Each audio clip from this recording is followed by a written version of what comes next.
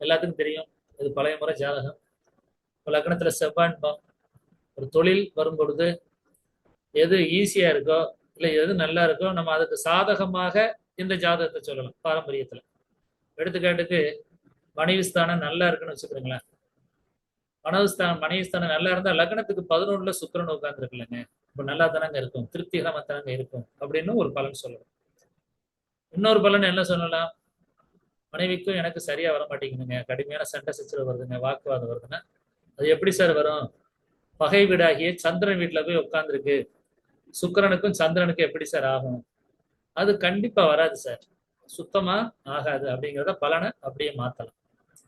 ஒரு பலன் சொல்லும் பொழுது எப்படி வேணாலும் வந்து பாத்தீங்கன்னா மாத்திக்கிறது.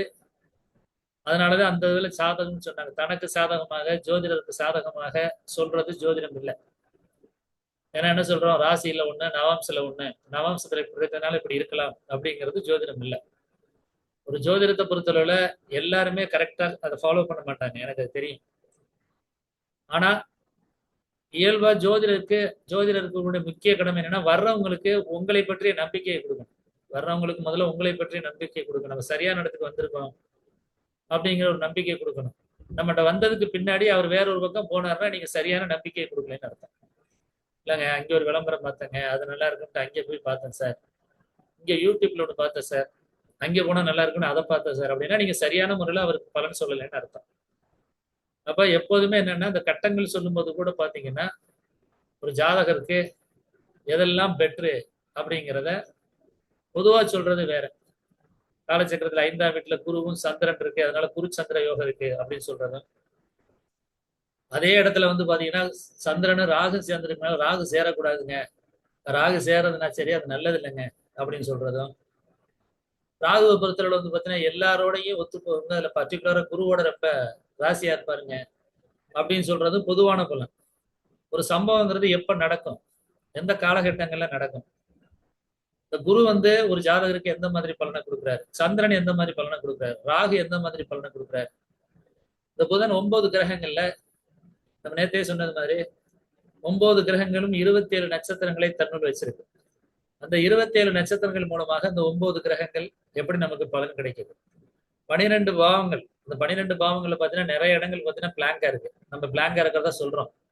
3ஆம் வீட்டுல ஒண்ணும் இல்ல, 4ஆம் வீட்டுல ஒண்ணும் இல்ல, 6ஆம் வீட்டுல ஒண்ணும் இல்ல, 7ஆம் வீட்டுல ஒண்ணும் இல்ல. ஆனா என்ன சொல்றோம், பார்வை அப்படிங்கறத சொல்லியும் சனி பாக்குறாரு, கேது பாக்குறாரு, புதன் பாக்குறாரு அப்படிங்கறத வந்து நம்ம சொல்றது வந்து பாத்தீங்கன்னா ஒரு பொதுவான பலனா இல்லாம ஜாதகத்தை பொறுத்தவரை என்ன செய்யறோம், ஒவ்வொரு பிளானட்டும் அங்கே உள்ள அதனுடைய நட்சத்திரங்கள் மறைஞ்சிருக்கு. ஒவ்வொரு பிளானட்டுக்குரிய அந்த கிரகங்களுடைய நட்சத்திரங்கள் ஒவ்வொரு இடத்துலயுமே இருக்கு. இந்த இடத்துல வந்து நமக்கு தெரியாட்டாலும் இந்த இடத்துல என்னென்ன நட்சத்திரம் இருக்குங்கிறது உங்களுக்கு எல்லாத்துக்குமே தெரியும். என்னென்ன நட்சத்திரம் இருக்கு, அவிட்ட நட்சத்திரம் இருக்கு, சதய நட்சத்திரம் இருக்கு, பூரட்டாதி நட்சத்திரம் இருக்கு. இந்த இடத்துல எதுவுமே இல்லைன்னா நம்ம என்ன சொல்றோம், அஸ்வினி இருக்கு, கார்த்திகை இருக்கு, அதுக்கடுத்து பரணி இருக்குங்கிறதே சொல்றோம். அப்ப இந்த இடத்துல வந்து நம்ம என்ன செய்யறோம், பின்னால் இயக்கக்கூடிய ஒவ்வொரு கிரகங்களுடைய நட்சத்திரங்கள் அங்க இருக்கு, அதை மைண்ட்ல வச்சுக்கிறீங்க. அந்த நட்சத்திரங்களுடைய அதிபதி எந்த இடத்துல உட்கார்ந்து இருக்கிறக்காக நம்ம இங்க காமிக்கிறோம், இங்க காமிக்கிறோம்.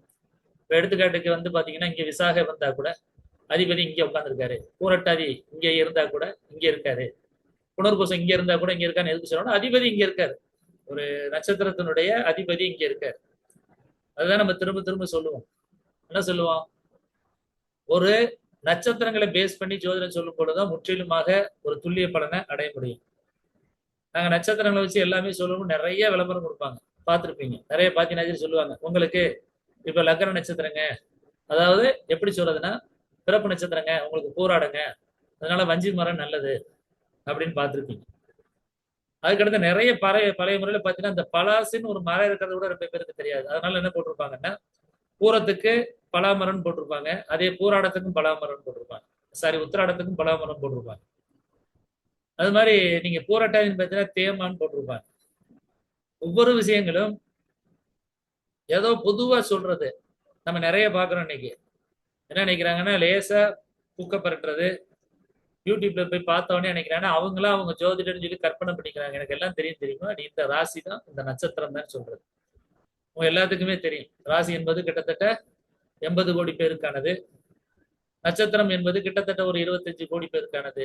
அதனால இயற்கை என்பது ஒரு பொருள் போல இன்னொரு பொருளை படைப்பதில்லை. ஆகவே நம்ம அந்த மாதிரி கம்பேர் பண்றங்கிறது வந்து பார்த்தீங்கன்னா ஜோக்கா இருக்கும்.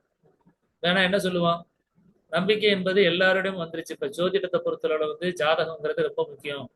ஜாதகத்தை பாருப்பா அப்படிங்கிறது மாதிரி எல்லா பக்கமும் வந்து பாத்தீங்கன்னா அந்த விழிப்புணர்வு வந்துருச்சு. மற்ற மதத்தினர், இந்து மதம் இல்லாம மாற்று மதத்தினர்னு பாத்தீங்கன்னா நீ கிறிஸ்துவர்ல இருந்தாலும் பாக்குறாங்க, முஸ்லீம் இருந்தாலும் பாக்குறாங்க.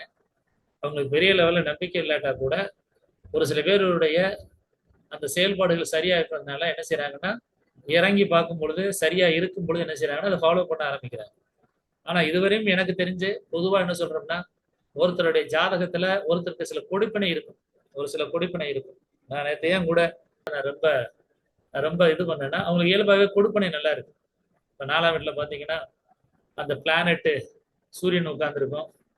சரி, 5ஆம் வீட்டுல சூரியன் உட்கார்ந்துருக்கும். ஒவ்வொரு பிளானெட் நல்ல இடத்துல உட்கார்ந்துருக்கும் அவங்க ஜாதகத்தில். அதனாலதான் சொல்லுவேன் கொடுப்பனை நல்லா இருக்குங்க. ஆனா வாக்கு வந்து நல்லா இல்லை, வாக்கு நல்லா இல்லை. 2ஆம் வீட்டுல இருக்கக்கூடிய ராகு வீக்கா இருக்கு. ஒரு சில விஷயங்களை நம்ம சொல்றதை கேட்கணும். காரணம் என்னன்னா எனக்கு மதுரை போனா நல்லா இருக்கு அப்படின்னா அது எப்படி நல்லா இருக்கும் அப்படின்னா வாங்க வாங்கன்னு இழுக்கும்.